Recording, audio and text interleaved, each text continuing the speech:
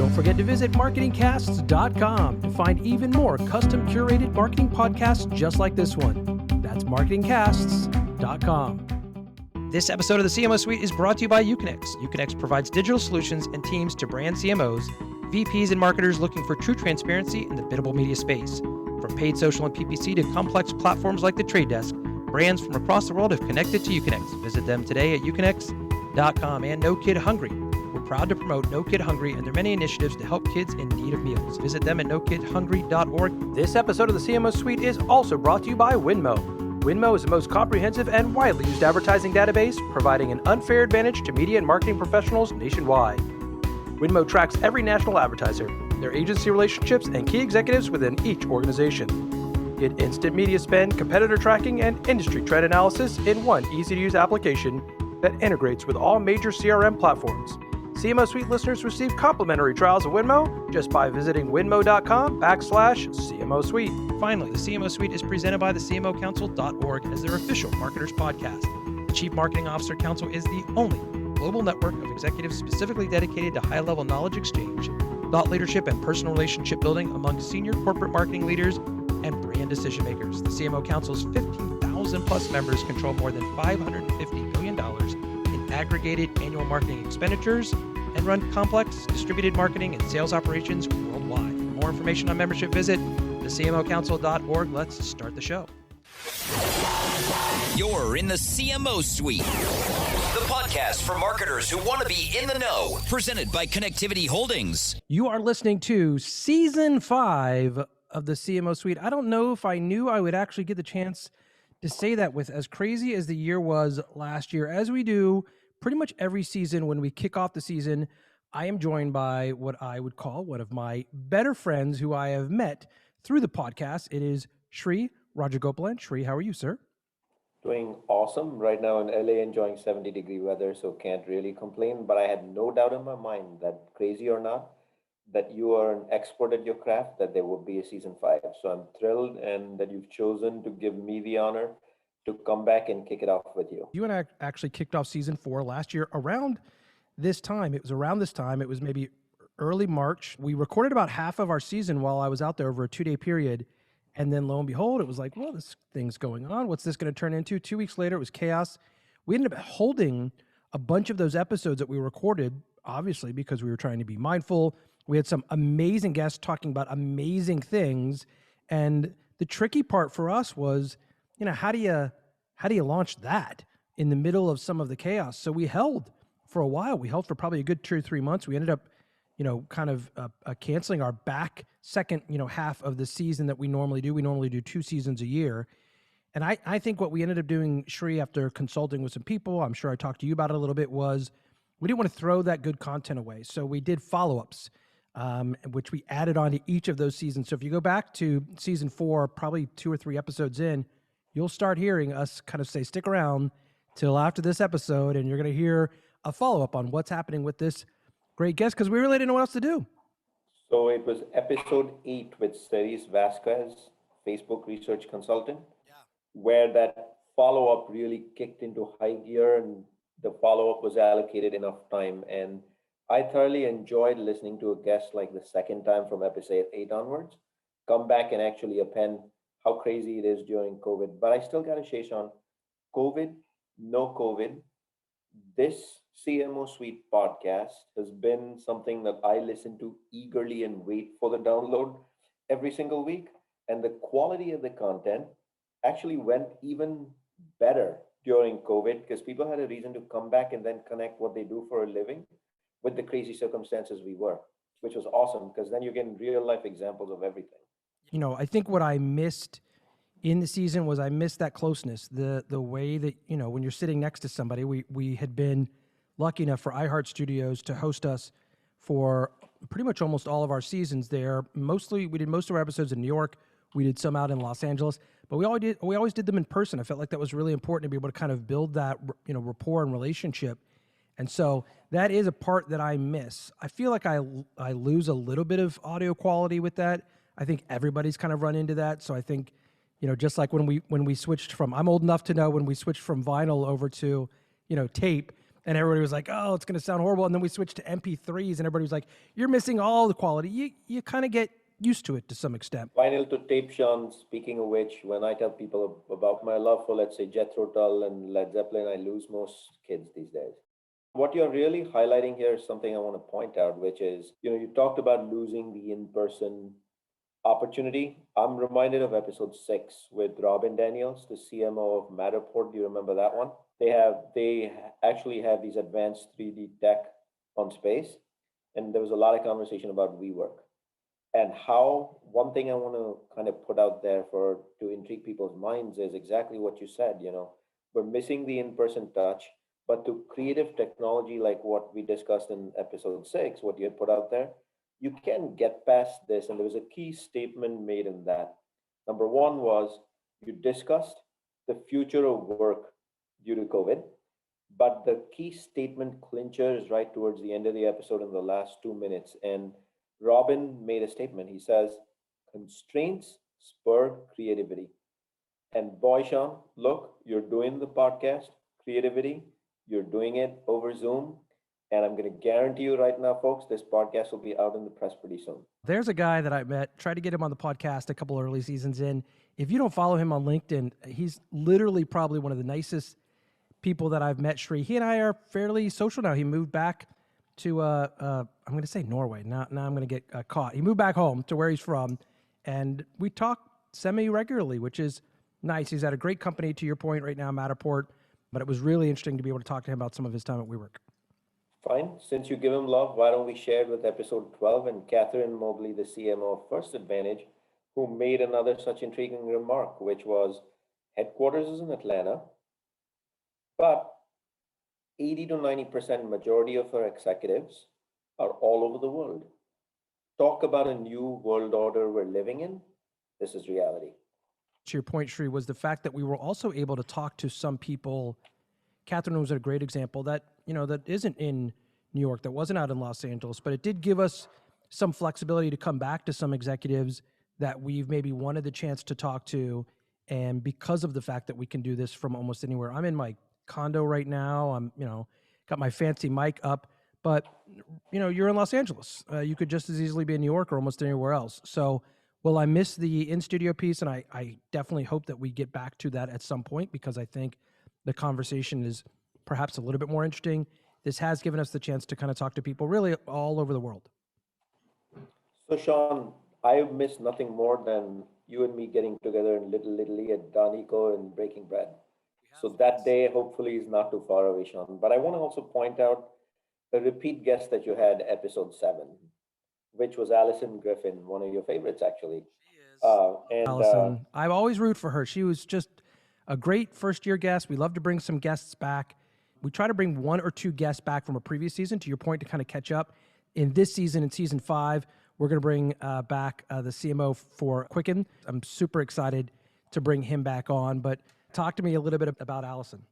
Yeah, Allison actually made a very important point on Gen Z and maybe the outer cusp of Gen Z and millennials.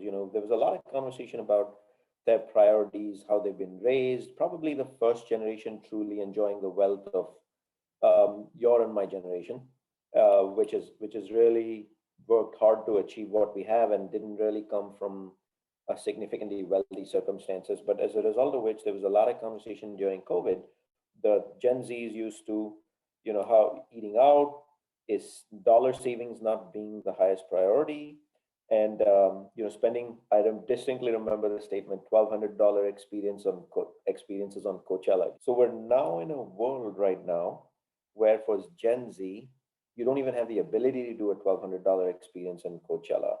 And will this be the trigger pivot point, COVID, aka, and these crazy circumstances where eating in becomes a new norm for them, saving dollars becomes a new norm for them, and ending, quote unquote, what's perceived by many as wasting goes away? And will it completely redefine experiences in general? I feel like our human nature is we want to be around people, Shri. And I feel like even if no matter what generation you're in, when the point comes where many people are able to just navigate through this a little bit more freely, and I'm in Florida, you barely know there's a pandemic going on here, because everybody's out, everybody's eating. Most people have masks, which is good, but there's a bunch of people who don't. I think you miss that touch. I think you miss that nature of it. It may change some of the dynamic of waste, but I think we'll fall back into some old habits like I do when I eat cookies after a little while, and next thing you know, they're all gone. Bad habits, or I maybe good want to fall habits. back. I want to fall back into some of those old Yeah. habits such as socializing. I think we're creatures that are built around society at the end of the day for thousands of years. You go back and look at history and you read about history. This is how the whole ecosystem of human civilization evolved. It's around social things in nature. But I want to just one more thing I want to put out there, Sean. Please. Looks like the way we started this conversation, Sean is all for let's get back together as soon as possible. And what she's doing is saying, hold on, buddy. I got these 4 or 5 examples, and I got one more for you, believe it or not. It actually came from Alison Griffin and Smithsonian. She talked to how they had developed this, but she was obviously VP of marketing at Intel, and she's doing a ton of consulting work in this space. And how at Smithsonian she was bringing virtual reality to the world, and how change was imminent, and how people sitting over in what was it 48 or 50 different countries were able to see the Smithsonian and actually enjoy the experience remotely because of the virtual reality project that she had put in. But net, Sean, obviously the future of work is changing. I hear many large companies. What was it? One of the large four FANG companies, Facebook, Apple, Netflix, Google, I can't remember which one, has announced the future of work is more than half the staff will be remote. But personally, I can't imagine a world without in-person socialization. To your point, to be able to really dig into some of the COVID elements really quickly in the season. We had somebody who I love to death, Cynthia Chen, follow her again on LinkedIn. One of the smartest people I've ever met. I had met her in New York. We actually did an episode with her that we ended up not airing because of a couple of weird circumstances. She offered to come back, and listening to that episode was kind of in the middle of all of this happening, and really then all of these shortages of supplies. You couldn't get toilet paper. My knowledge of blockchain and all of that kind of stuff had to kind of kick into hyperdrive. But her episode really did this amazing job of kind of focusing on just that. And I found that not only intriguing because it was something I really didn't understand, how that supply chain really impacts us, but again, the fact that every time I hear her speak, and when I get the opportunity to speak to her, she always seems to explain that in a way that is pretty easy for anybody to understand. She never speaks over people, and I love hearing her. I don't hear her enough.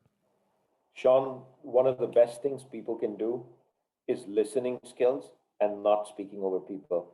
So hats off, Cynthia. You get a RESPECT from us. You reminded me of one other thing when you spoke about listening to people, and how Cynthia does this awesome job of being not speaking over people. And that was, there were two of your guests last season who actually talked about the importance of human relationships. Okay. And the first one was actually episode 1, Tariq Hassan from Petco. Do you remember him? You and him literally talked about relationships that matter and are deep. After he said a lot about Chicago, because clearly he's in love with that town. He jumped into how he works for a manager that he's followed twice over, aka relationships. But the more important thing you define as what is a relationship is, a good relationship is one where you're ready to give more than you take. And the exact word you said was, you're there to help. Look at your and my relationship, Sean. I don't think there's a fortnight that goes by, even if I do a bad job of staying in touch with you, you drop me a note or a text and you ask me, how's it going? That, my friend, you're here to help and give. And today, for those watching the video, you're missing the military salute. Another thing that happened with this season is you realize that there's some people that are struggling out there because of this. There's some people that have been a little bit blessed by it, which seems weird to kind of say out loud. And at the same time, I think there's also an opportunity for a lot of people, including myself, to kind of just reevaluate stuff. We make fun of millennials so much with that whole, I want to work from home and I want to travel and I want to do this. And for those of us that are vintage, like I am, that's the term I'm using now, is vintage. I used to kind of say that's not how we do this. That's not what we're going to do. We used to ensure that all of our employees work there, but they might have been onto something. And I think in adjusting our life and our lifestyle, it was interesting for me personally. I changed tremendously. I had a lot of changes last year, but it was also great to see some guests and have some guests on that you could tell were going through some of those same kinds of things. I'll mention Meyer Gupta for just a second. He was the CMO at Freshly. I had been following him for a little while. We had a really great conversation while he was there. And then in my follow-up to him, because he was part of the COVID follow-up, he was really insightful and helpful to kind of say, hey, I'm actually getting ready to leave. I'm going to take this other opportunity, and it's a really interesting opportunity for me to really kind of just spread my growth and spread my wings as the CMO at Gannett. Gosh, just a good, again, just a good person, a person who's got great content out there on LinkedIn if you're not following him, and somebody who I'm definitely kind of keeping an eye on to make sure that I can kind of see where he's going to take really what's been a legacy brand to some extent. Spend a couple minutes talking about that episode because I think it was one of my most favorite episodes of the season, episode 4. It started with Mayur telling us that his wife calls him John in Hindi when she's happy. That means my loved one. Kavita is sitting next to me and she's going to hear me say this on public audio. When she's not happy with me, she calls me by my full first name, Srivatsan. And so that's how the episode started. But I liked some very profound statements that emerged in that. Number one was marketers, hold yourself accountable for growth, which the season originally, I think the way you envisioned it and when we kicked it off last year, was supposed to be all about performance-based marketing, but because COVID hit midway through, it became a lot about technology, VR, AI, and future of work. But the Mayur episode was about performance marketing and probably one of the best in class. Some other things that I caught, you just referred to the word vintage. I say seasoned. But bottom line, there was a statement you had made, Sean, when he talked about his TV ad and you saw the 30-second spot. You mentioned every now and then traditional media rears its ugly head. And this is a digital marketing podcast. You run another podcast, The Digital Fix, up and down the funnel. The Digital Fix on up and down the funnel. But I want to take a second, ping you and ask for your opinion on, people are home these days. Not a lot of places to go to. TV is actually clawing its way back, especially as we got through the political season of last year. So TV ads are back. What's your opinion, Sean, at the highest level on traditional media making somewhat of a temporary comeback? When we used to talk about, streaming radio and things like Spotify and, those things, we in the industry would think of them as something different, but a consumer doesn't know the difference. If they're listening to Spotify in their car, they're just listening to the radio. So I think sometimes we classify things as digital or traditional when the normal consumer doesn't. So when a consumer's at home and they're watching TV, whether they're watching it on the Roku, they wouldn't know that they're watching connected TV or over-the-top TV. They're just watching TV. So I think there will always be a need for mass. There will always be a need for scale. There will always be a need, if a brand wants to truly stand out from their competitors, to have to use mass marketing in order to do so, rather than relying simply on what data tells them about this point, this click, this conversion, this attribution model. Sean, what happens in a world now where in the last 12 months, retail media has taken on such a significant prominence in the world, as in the Walmart Connect, new Walmart Media rebranded, Amazon Media.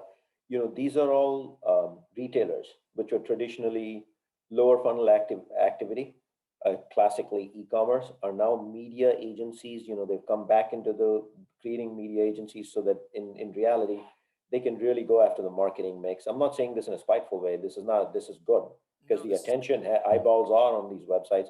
What's your opinion on retail media? Well, luckily, we've got a couple of guests that will be coming up on this season. Thanks for teeing that up, where we'll be talking really about just that. We're going to have a couple people from Walmart on here. We'll have somebody from Amazon on this season 5 as well. There's a blended world that's out there now. Retailers have become advertising agencies. Advertising agencies have become media companies. I think everybody is trying to navigate their way through all of those elements and figure out, where did they stand out. I do follow, both Ad Age and Adweek extensively to be able to kind of get a feel for what is happening out in the marketplace. It was awesome to have Danny Wright on as my 50th guest of all time. He was actually slated to be my, I think, 47th or 48th guest. But when we had him in the studio and we were talking about the fact that we're getting close to our 50th episode, he was like, well, you better make me the 50th. And I was like, well, okay. So I did just that. And he's somebody, and that publication specifically is one I feel like answers those questions well before I get a chance to. You need to solve the mystery for the audience, Sean. He hadn't gotten on Nadine's podcast, but he got on yours, and he made it a point of mentioning that twice. Is she fine with that? Everything all good? If you don't know Nadine Dietz, she does this amazing series of podcasts for them now. She always gets great guests. I always get a little mad because that's her full-time job. As some of you may know, this is not my full-time job. I do this for fun and for knowledge. That is her full-time job. So what is the most frustrating to me sometimes, and I will give her a continued shout out or a call out for this, is every once in a while we'll overlap a guest and she gets them on first and faster because she can. So yes, I thought that was very funny for him to say that. I'm missing going to a lot of the ad week events. Them specifically, they put on some great and amazing events. And the hope is, as we get back into the summer and hopefully the fall piece of this, we'll all be able to come back. I'll be able to catch Danny in person because he is just one of the smartest guys that I know, on that side of the industry. One other guest that we had on this season was Carola Jane. She is the CMO for Spartan. I've done several Spartan races. And so I thought our conversation was interesting because it was coming at this forefront again of just some changes taking place in the industry. And, one of the things that she talked about was just how quickly they've been able to adapt around the world and the environment. Love that brand, love, everything she talked about with it. And so it was nice, again, to have a brand that I have a personal relationship with, to be able to talk to a CMO, about the brand itself. I was a bit of a fanboy on that episode. Sean, so I could clearly see you were a fanboy because you've also participated in Spartan races. But to me, the most important reason why I think you were a fanboy was I did not anticipate, and I was actually quite pleasantly surprised when Carola started talking about marketing in the full funnel.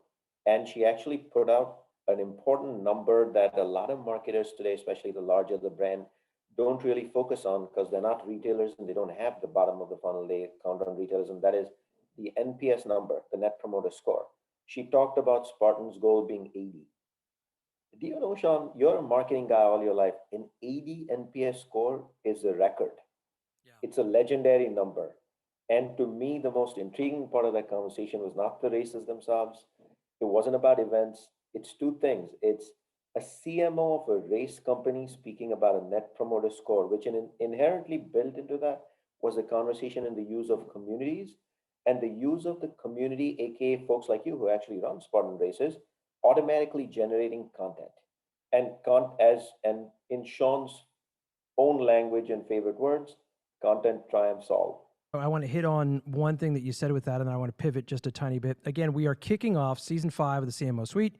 We typically do that with a recap of all of our guests from season 4, as many as we can get to. It's with Sri Rajagopalan. Sri is a good friend of mine. He is also the host of the CPG Guys.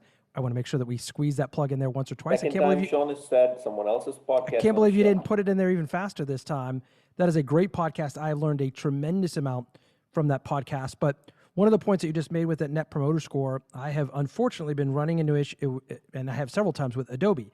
I love Adobe. I've been an Adobe fan since I first got into this industry 20 years ago. They have literally got probably the worst customer service support of any brand. And so to your point, here's a brand I want to be a fanboy of. Here's a brand I have to use almost every day. But if you run into a problem, getting to talk to an actual human being who's going to help you is literally almost impossible. I put a LinkedIn post up the other day, I'm going to rant only for a second, that literally said to their CMO, who I tagged, if you can help me get through, tell me how to actually get through to a human being, I will put $1,000 towards your favorite charity of choice. I'm sure, just like all of my other messages to Adobe, that will go unanswered. But it doesn't often go unanswered when you're either dealing with somebody who's worried about their Net Promoter Score or somebody who has a family vested interest in their business. And that brings me to two of the guests that we had on last season. I'd love to get your opinion on it. One of them was Gene Foca at Getty Images. The family aspect of that to me was just so interesting. I've used Getty Images. I've been to the Getty Museum. I kind of assumed there was some relationship there, but it was insane to hear and go back to the actual story of how they built it, then they sold it, then they bought it back. And the only thing I think I found even more interesting about buying and selling and buying it back was to have Stephanie Stuckey on from Stuckey's later in the season, who had also a pretty amazing story about her grandfather building it, it being sold, and her deciding, I'm going to buy this thing back, basically, and I'm going to build this back, and I'm going to put everything I've learned into it. I found both of those episodes really, really intriguing. So let's hit up both of them. Let's get to Stephanie in a second. Let's talk about Gene and the CMO of Getty Images. My biggest takeaway from that episode are a couple profound statements made there as well. We opened the show talking about relationships and how people, you and I cannot wait to get back together and break some bread. And that's the nature of how event management is also going to come back at some point, maybe perhaps in this new personalized, more experiential in nature. But, Gene talked about the importance of internal relationships within companies and how when you're younger, he actually said, I would tell a younger myself, don't go pitch ideas or throw out ideas to your board or to whoever you're pitching your ideas without support. And he talked of support as research, data, effort, but most importantly, relationships. And the most important thing, the kind of the thing that stood out in my mind over there that he talked about is an idea is only as good as the support you create for it through relationships. And that data reveals things, exact statement, that we may be afraid of. But if you learn to hit upon those fears proactively and you garner support through relationships, you're going to be able to sell your ideas. And of course, Sean and I, coming from a commercial side, Sean put the icing in the cake, but your selling skills matter as well. Remember that? Yeah. That stood out in my mind. And then when it came to Stephanie, the first thing I want to say is, what an accomplished family, Sean. Grandpa, dad, uncle, brothers. Holy smokestacks, distinguished family of leaders is what I have in my notes here.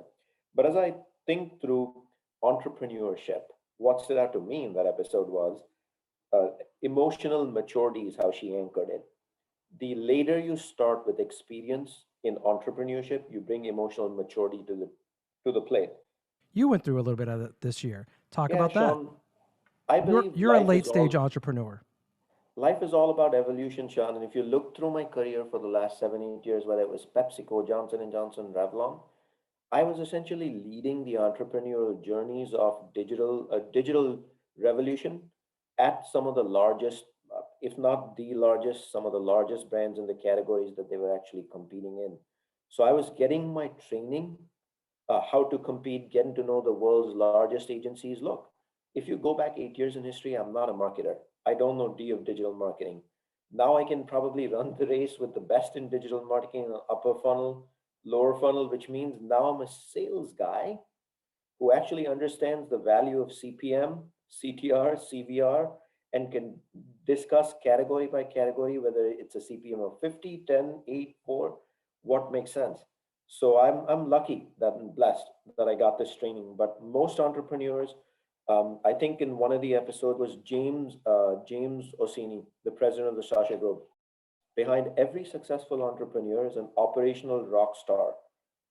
And to be successful, folks like you and me, vintage, we touch entrepreneurial stuff later in life. You talked about how you started at age 40. The one thing that we have experience in is P&L. We understand the in and out of a P&L and the importance of net margin, aka profit at the end of the day, because you got to pay bills and you got to also keep. One of the hardest things to do as an entrepreneur is make payroll, because you're taking on the responsibility of others. And I loved how James put that out there as operational rock star is very important. One other thing I wanted to point out about that episode in the Sasha Group is you all had a discussion on how they put out 5-minute videos on how-tos for marketing, which is available on their website. The Sasha Group, again, is one of those that I had heard of. Obviously, have had and continue to have a relationship with Gary Vaynerchuk. It was a meeting of James and Gary that kind of led to that development of that relationship. But James is somebody, again, I'll throw that word vintage out there. He's somebody that, especially on LinkedIn, I can send a note to. I can put something out there and say, what's your opinion on this? He's always got an opinion. He's a huge, huge fan of podcasting as a medium in general. and they are just a great agency, for lack of a better terminology, to give, the Saucer Group, which does a lot of different things that really are helping brands, especially legacy brands, to figure out how to navigate in and through today's world. Podcasting. Love podcasting. But I think what we're doing over here, it's not really podcasting that we do. We're sharing and giving back to the community our own learnings from the industry. And what we're really doing is, back to Sean's own words that we talk about repeatedly, content rules. We're putting out content. But folks, you heard it here first. If you haven't already, that is, podcasting will be a new medium of advertising. During COVID, podcasting exploded. People are listening to podcasts, and a majority of that audience is not going to go away. So when it comes to advertising, this is a new medium. This is here to stay. From a content standpoint, I did an episode with Stephen Moy, who was somebody who I did not know. I met him through Cynthia Chen, and that's a guy who I really had not been following him much on LinkedIn. The more I did, the more I realized, again, as smart as I may feel like I am sometimes, there are some people that are really, really smart out there. And you try to follow along to the best of your ability, and sometimes you kind of shake your head up and down as if, yes, I understand what you're saying, but sometimes they're so far ahead of you, and you just kind of realize it, that you just try to stand in the back and catch, a little bit of wind from them. Yeah, so Stephen, a couple things that really stood out in my mind. He talked a lot about China and his experience there. And the notion that in retail in general, the US copies China, but it takes 5-7 years to come from the Far East. And going down that spirit, one of the capabilities, we just talked about podcasting, another one is live streaming. And he made the statement, brands are becoming much more courageous, and they're getting into live streaming formats. And he put this number out there, I don't know if you can remember it, on 11/11 Singles Day in China, one brand through its influencers and live streaming alone crossed $5 billion in sales on 11/11, one day live streaming. He has a knowledge base of things I just don't know, and that's amazing to catch somebody like that. The last guest for us to talk about a little bit, and again, thank you all for joining us for the kickoff of season 5 of the CMO Suite with myself, Sean Halter, and Sri Rajagopalan. And as a reminder, the CMO Suite is presented in part by Uconnect. Uconnect is a leader in providing digital media hands to brands and agencies across the country. The last guest I want to make sure that we spend a minute on was Lisa Eichberger. So I had met Lisa, in fact, at an Adweek event where I met Danny as well, and I came up and stalked her, as I often do. And she had been the CMO at Farmers, and I just said, hey, I'm getting ready to start a podcast. This was a few years ago. Do you have any interest in being on it? And fairly enough, I think she probably just said, I'm sorry, have we met before? And of course I said, no. So I stayed in touch with her, could not get her on kind of the first season or the second season, and then we came back a few seasons and we just couldn't figure out the timing. But we were able to do that last year. And what was interesting, by the time we actually got a chance to record her episode, she had just departed Farmers. She was kind of thinking about really what her next opportunity might be. But I found that she almost had a piece in that process. There was an element of peace to her decision of like, my job is important, and when I'm involved with a company, I'm going to put everything I have into it. But when I'm not, I'm going to stay invested in myself. I know what my value is. I know what I bring to a brand. And I also know that there's time in your life that you have to check out and invest in yourself, or you're going to burn out. And I took that and ran with that for the rest of the year last year and tried to follow just that philosophy. Great. And you also inspired me. So speaking of self-development, I'm going to, these are my last 4 comments on this episode. Improving yourself.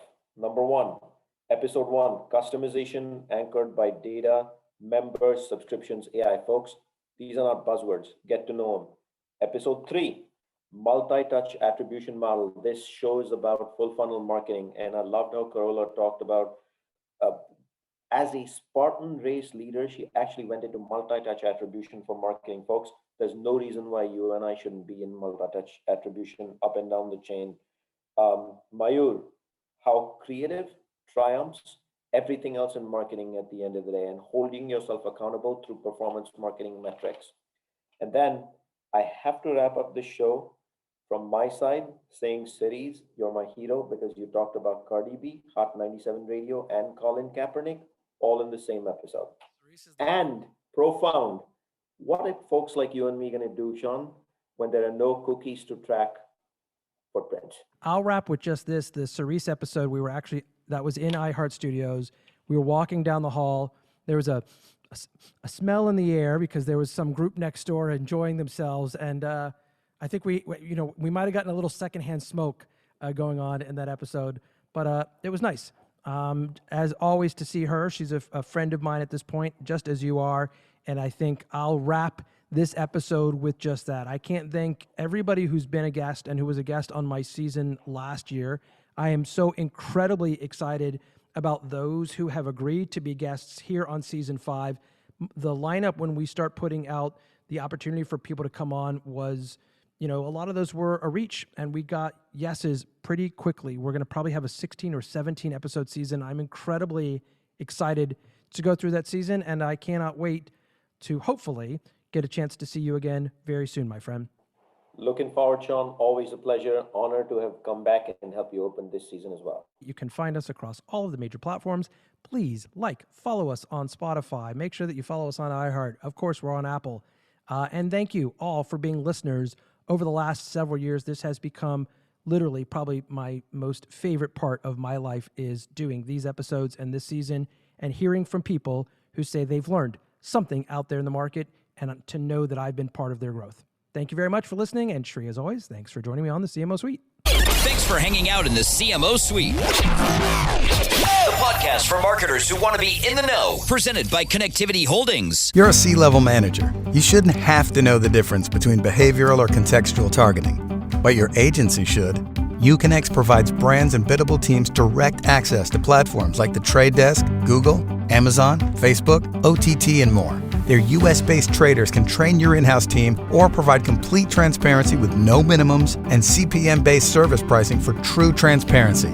Something Mighty Hive, The Trade Desk, and Centro simply don't offer. Tired of being the smartest one in the room? Reach out to Uconnect today for a free demo. Uconnect, the world's leader in true transparent biddable media.